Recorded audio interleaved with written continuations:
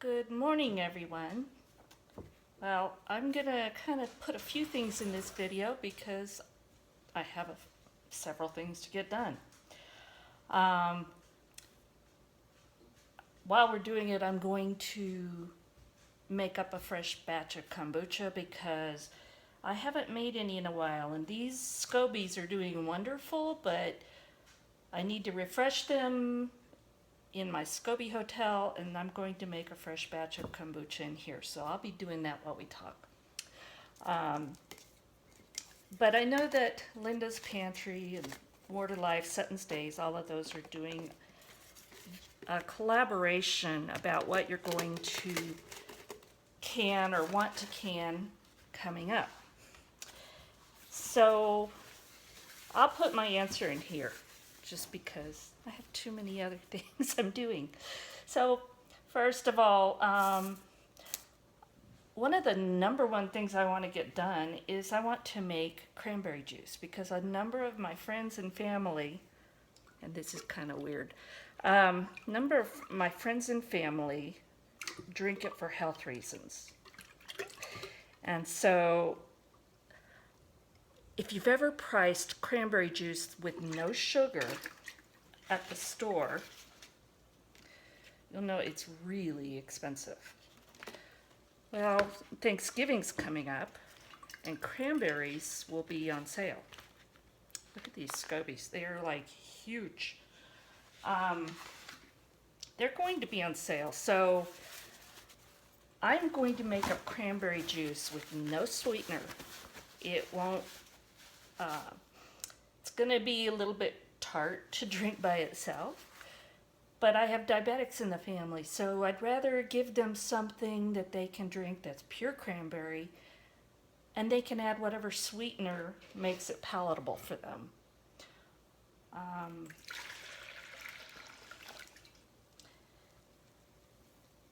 That's number one, and as soon as cranberries go on sale, that's what I want to do. And what I liked about the recipe is it's easily scalable because it's cranberries and water. You can make as much as you like or as little. So, and I'm probably going to can it in half pints or pints because that's probably how they'll use it. So that's going to be, I need a little bit more out. That's going to be high up on my list. Another thing I've been wanting to do is ham and the ham broth too, because I bought a lot of hams on sale at like 69 cents a pound, and they're in a freezer. I need to get those out of the freezer and do something with them, but I bought so much that I'm not gonna just have a lot of ham.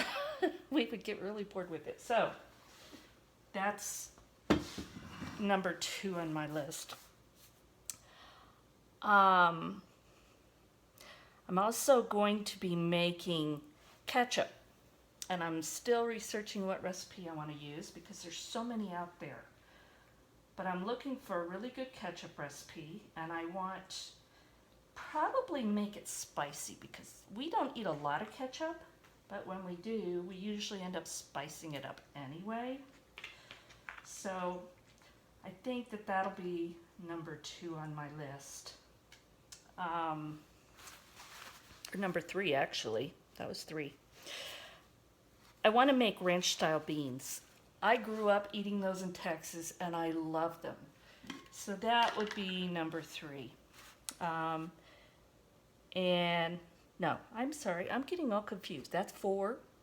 5, I want to make beef and wine sauce. Now, that and the cranberry juice are both out of the complete book of Home Preserving by Ball.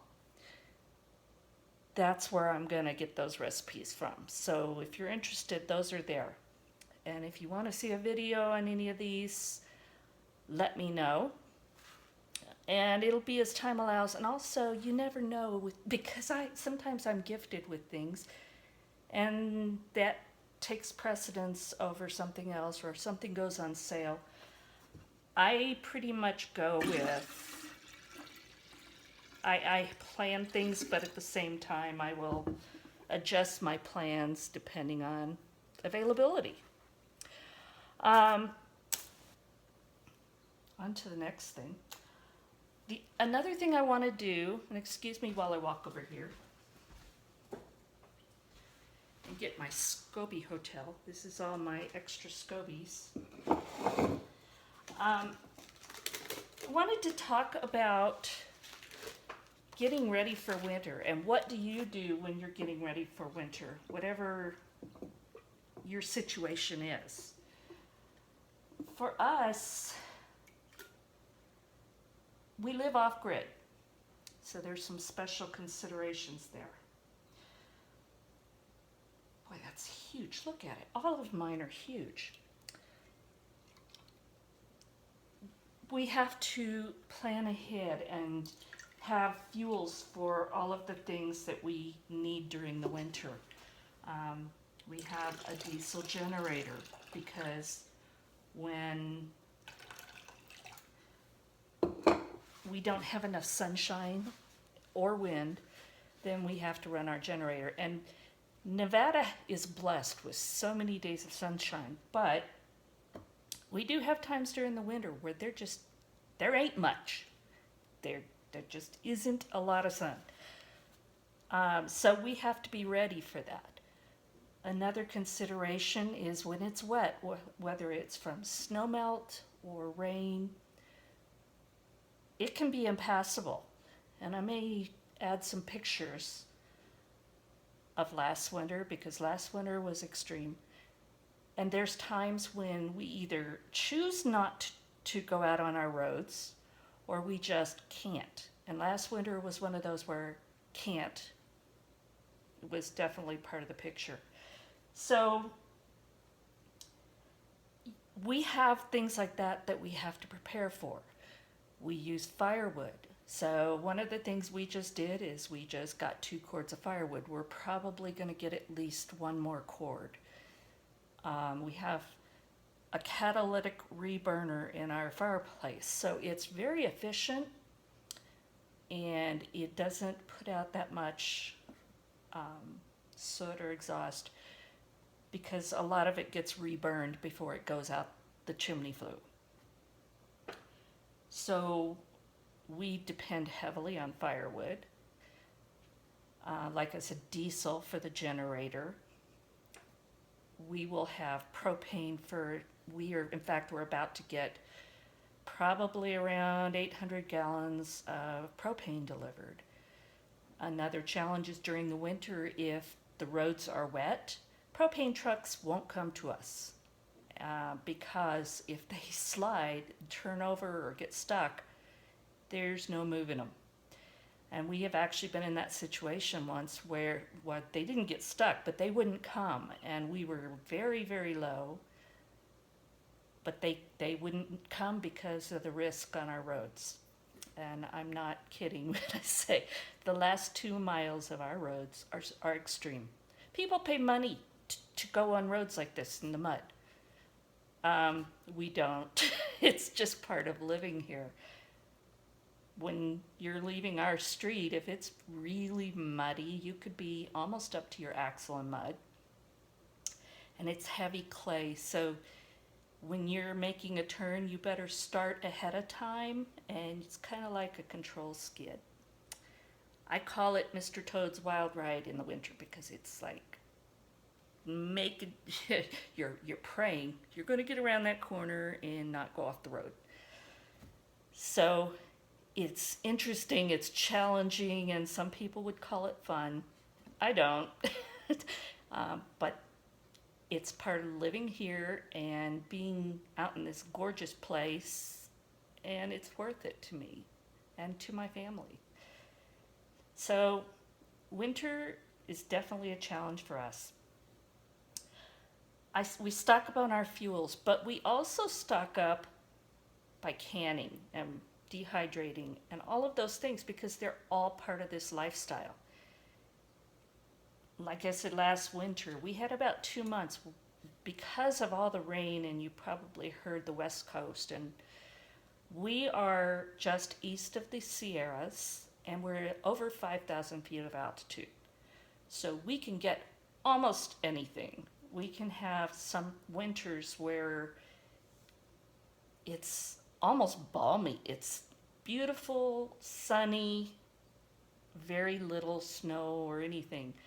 And then we have some where it's just snow on the ground from Thanksgiving till March.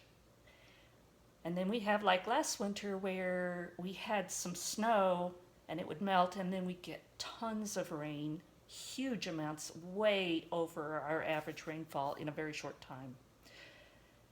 It washed out one place in the road. We have one road in and out of our valley. One. And it's so when it washed out, you're not going anywhere. It was 8 feet across and 8 feet deep. You're not going across that. They repaired it really quickly. They knew it was priority for us because there's not that many people out here, but we are dependent on that road. They filled it in, and then 2 days later it washed out again. So they did come back and repair it again. But it took a while before they were able to put in a repair where it was not still kind of scary going across. So we had that one, and then we have another creek close by where it didn't totally wash out, but we couldn't pass it with our vehicles. Well, maybe the four-wheel drive truck.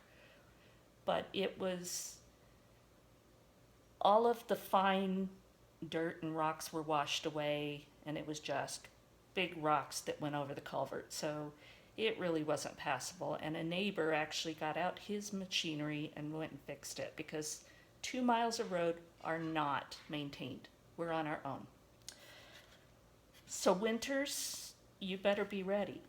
And that for me means making sure my family has everything. And we had food, we had everything we had to have to survive. And we ate well because I do these things. So I'd like for everybody to think about that. What do you do to prepare for winter? What is your winter like? What are your needs? We don't take a lot of medications, which is great, but if you did, that would be something you'd really need to be prepared for. Let me know what you think. This is what I do with my discarded scobies. I give them to the chickens who love them, and they're good for them. So they're just pecking away at that. You can see a little bit. And that one is molting, and I think a rooster got to her. Probably that big boy. What do you think, Kong? You need to be nice to the ladies. Yeah. He is a giant. He's like twice as big easily as all the girls.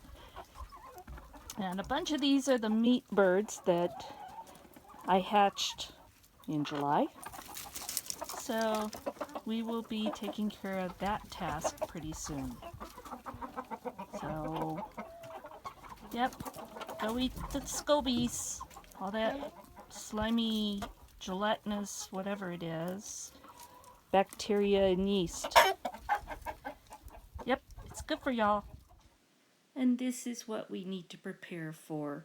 Snow isn't too bad, but this is a day later when the rain came, melted the snow, flooded, washed out roads. This is some of the road that we have to go out, and it nearly washed that away, but it did wash away other places. So get yourself ready for winter.